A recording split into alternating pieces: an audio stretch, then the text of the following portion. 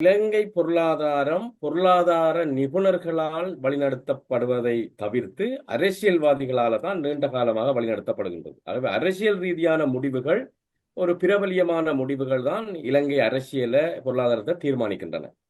ஆகவே அரசியல் என்பது முக்கியம் வரும்போது பொருளாதாரம் முன்னிலைப்படுவதில்லை. இதனால தான் உரிய கொள்கைகளை வகுத்து அடுத்த கட்டத்திற்கு போக முடிவதில்லை.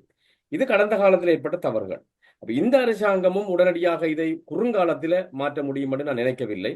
பல நாடுகள் அப்பப்ப செய்திருக்கின்றன. சிங்கப்பூர் செய்தது, மலேசியா செய்தது, தாய்லாந்து செய்தது, தென்கொரியா 60களிலே செய்தது, வியட்நாம் 90களில் செய்தது, சீனா இந்தியா மிகப்பெரிய மாற்றங்களை செய்திருக்கின்றன. ஆகவே இலங்கை அரசாங்கத்தில் இந்த பிரச்சனை 77ஆம் ஆண்டு தாராளமயப்படுத்துதல் என்பது ஒரு ஆரம்ப புள்ளி.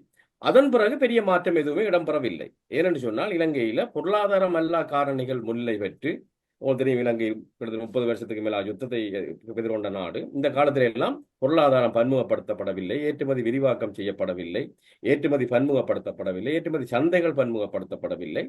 அதன் விளைவுகளைத்தான் இன்று நாடு எதிர்கொள்கின்றது. ஆகவே நீங்கள் ஒவ்வொரு 5 வருஷத்துக்கும் நீங்க இலக்கினை நிர்ணயித்து பெரிய மாற்றங்களை காட்டாமல் வெறுமனே நகர்ந்து கொண்டிருந்தால் ஏனைய நாடுகளும் அவ்வாறு செல்லும் என்று நீங்க எதிர்பார்க்க முடியாது.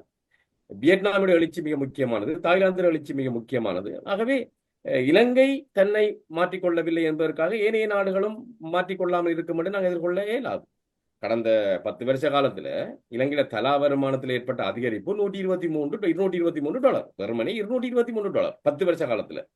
ஆகவே இந்த விஷயமே எங்களுக்கு பல செய்திகள் சொல்லுகிறது. 10 வருஷ காலத்துல இலங்கை தன்னுடைய தன வருமானத்தை வெறும் $223 அதிகரித்துள்ளது என்று சொன்னால் எங்களுடைய பொருளாதார விரிவாக்கம் எவ்வாறு இருந்திருக்கின்றது? ஆகவே மிகப்பெரிய பாய்ச்சலை செய்வதற்குரிய கட்டமைப்பை இலங்கை பொருளாதாரம் கொண்டு வரவில்லை.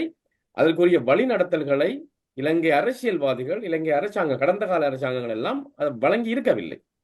அதனாலதான் இன்று இலங்கை பல்வேறுபட்ட பிரச்சனைகளை எதிர்கொள்கின்றது. எல்லாம் தெரிவிக்கப்பட்ட பிரச்சனைகள், தாங்களாகவே தெரிவிக்கப்பட்ட பிரச்சனைகளாக தான் நான் இதை பார்க்கிறேன்.